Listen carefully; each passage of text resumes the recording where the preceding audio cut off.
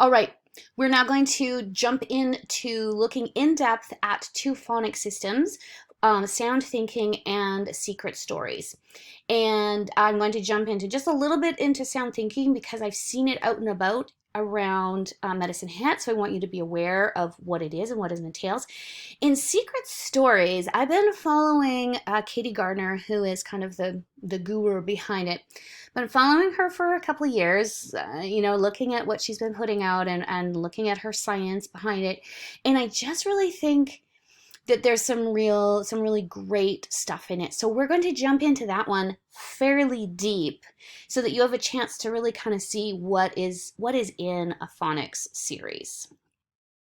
Okay, so this sound thinking is based on Louisa Moat's ideology. Teaching reading is rocket science, so that article that I alluded to before.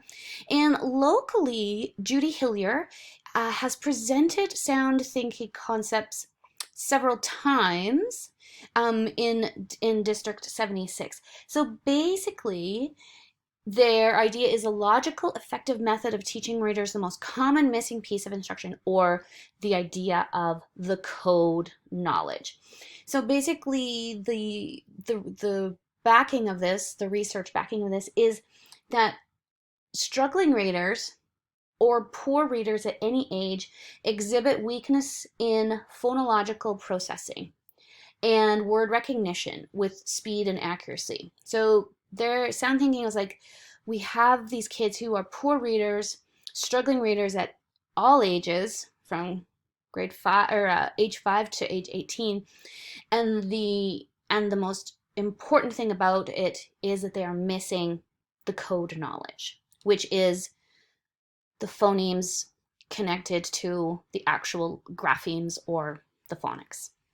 Okay, so sound thinking, these are the main key thinkings around sound thinking. These are the skills. So they want the students to be able to blend. Cat comes cat. They want them to be able to segment. Cat, what are the parts of cat? Cat. If it's a bit of a combination, they say if you have a child that is really not hearing those individual phonemes, then use see the sound, that sort of a program. And what it is an actual, they do an actual physical action for each letter. So C, T, those kind of things. So the child would actually do a particular physical motion to correspond with the letter. So it's worth it. The videos, I think, are about 3 or 4 minutes. It's worth just stopping the video and going and looking at this, because it's a really interesting way of teaching the sounds. Okay, and finally, the final skill of sound thinking is phoneme manipulation or sound switching. This is when they can add, subtract, or move sounds in and out of words. So they can change cat to cot, desk to desks, all of those things. And again, it's that sense that they have to know the code. They have to know what these weird scribbles on the page are actually sounding like when they hear the language. Okay, the 3 principles behind this are that letters are graphic representations of sound, so it has to be sound first. So their sound thinking would say, don't worry about the actual scribbles on the page, the actual graphemes, until they can identify the sounds. They also want to get across that there's diversity in the code. So for example, there are lots of ways to say the same sound. Steak, way, sleigh, jade, fail. It's all the same vowel, but it's all, of course, there's that diversity in the code. And there's some flexibility in the code. And this is when your reader becomes a little bit more mature, and they know from hearing the language that crow is not the same as how, even though you have the OW. And remember again the chaos poem, but then again, there's this role, flexibility. So that's part of the principle of this particular strategy. Okay, I'm actually just going to run and get the binder that I have that is the sort of the resource that goes with sound thinking. So just hang on.